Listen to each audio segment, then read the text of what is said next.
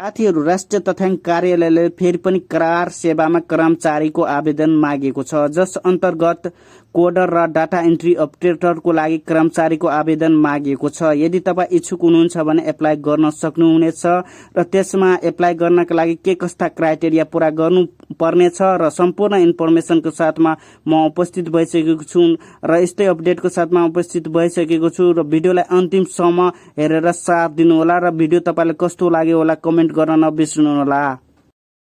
नमस्कार दर्शकबिनहरू, फेरि पनि नेपाल सरकार मन्त्री तथा मन्त्री परिषदको कार्यालय राष्ट्रिय तथ्याङ्क कार्यालय थापाथलीले करार सेवामा जनशक्ति लिने सम्बन्धी सूचना प्रथम पटक प्रकाशित मिति 2083 3 महिना 23 गते यो सूचना निकालेको छ। साथीहरू, फेरि पनि राष्ट्रिय तथ्याङ्क कार्यालयले करार सेवामा कर्मचारी जनशक्ति लिने सम्बन्धी एउटा विज्ञापन खुलाएको छ। यदि तपाईँले पहिला पनि तपाईँले आर्थिक गणना 2082 मा तपाईँले चाहिँ गणक र सुपरभाइजरको रूपमा काम गर्नुभएको छ भने तपाईँलाई प्राथमिकता दिनेछ। र साथीहरू, यसै सम्बन्धी भिडियो लिएर उपस्थित भइसकेको छु। भिडियोलाई अन्तिमसम्म हेरेर आफ्नो प्रतिक्रिया दिन नबिर्सनुहोला, किनकि यस्तै अपडेटको साथमा म सधैँ उपस्थित भइरहेको छु। सो भिडियोलाई अन्तिमसम्म हेरेर आफ्नो प्रतिक्रिया दिन नबिर्सनुहोला। साथीहरू, राष्ट्रिय तथ्याङ्क कार्यालय आर्थिक गणना 2082 सङ्गीत फार्म कोडिङ र एडिटिङ तथा तथ्याङ्क प्रविधि कार्यालयको तपसिल बमोजिम पद र सङ्ख्या करार सेवामा कर्मचारी लिनुपर्ने भएकाले तपसिल योग्यता पुगेका नेपाली इच्छुक नागरिक हुनुहुन्छ भने तपाईँले चाहिँ 15 दिनमा तपाईँले दस्खत दिन सक्नुहुनेछ। जसको दिने ठाउँ भनेको तपाईँको राष्ट्रिय तथ्याङ्क कार्यालयमा गएर स्वयं उपस्थित भई तपाईँले त्यसको लागि तपाईँले आवेदन दिन सक्नुहुनेछ। र विस्तृत जानकारीको लागि nsonepl.nepal.gov.np तथा ec.nsonepal.gov.np मार्फत डाउनलोड गर्न सक्नेछ र म्याद नागी रिक्त नपुगेका दस्तखत उपर कुनै कारबाही गरिने छैन।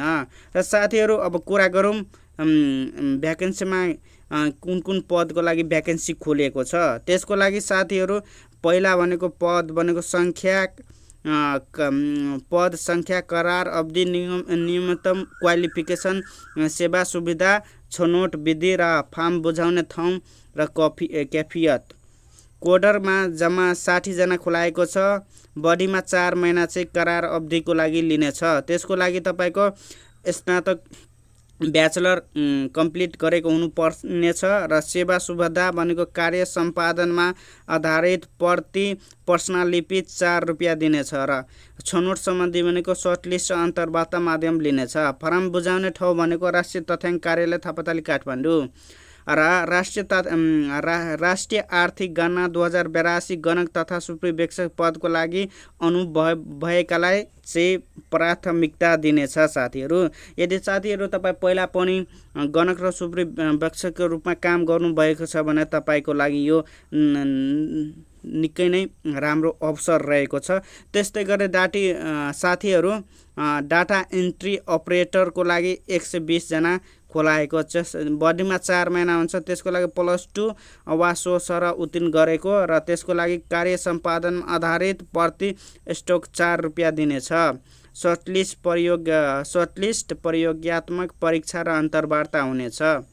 त्यसको लागि साथीहरू, राष्ट्रिय तथ्याङ्क कार्यालय थापाथली काठमाडौँमा तपाईँको फर्म बुझाउनु पर्नेछ।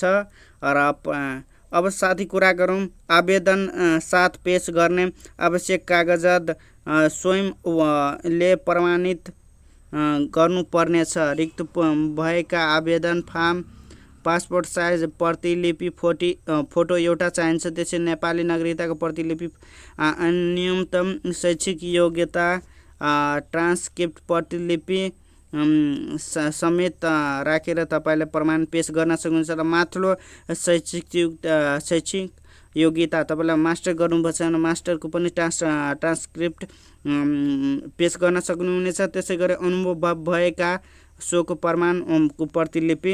त्यसै डाटा एन्ट्री अपरेटरको हकमा कम्प्युटर सम्बन्धी तालिम लिएको प्रमाणपत्रको प्रतिलिपि। कार्यक्षेत्र भनेको राष्ट्रिय तथ्याङ्क कार्यालय थापाथली काठमाडौँ। कामको विवरण कोडरले कोडिङ तथा डाटा एन्ट्री कोडिङ तथा डाटा एडिटिङ र डाटा एन्ट्री अपरेटरले तथ्याङ्क प्रविष्टि गर्ने। उमेरको हदमा भनेको कोडरको हकमा आवेदन दिने अन्तिम दिनसम्म 21 पुरा भएको र कोडरको हकमा आवेदन दिनसम्म अन्तिम दिनसम्म 21 पुरा भएको र डाटा अपरेटरको हकमा आवेदन दिनसम्म 18 वर्ष पुरा भएको र कम्तीमा 50% महिला छनौट गरिनेछ र दरखास्त दिने अन्तिम मिति भनेको 2083 साउन 4 गते कार्यालय समयभित्र र माग सङ्ख्याभन्दा कम्तीमा 2 गुणा सङ्ख्यामा सर्टलिस्ट गरिनेछ। र साथीहरू यो थियो तपाईँको कोडर र अपरेटरको। यस्तै इन्फर्मेसनको साथमा म सधैँ उपस्थित भइरहेको हुन्छु र भिडियोलाई अन्तिमसम्म हेर्नुहोला र च्यानललाई सब्सक्राइब गरिदिनु होला है साथीहरू।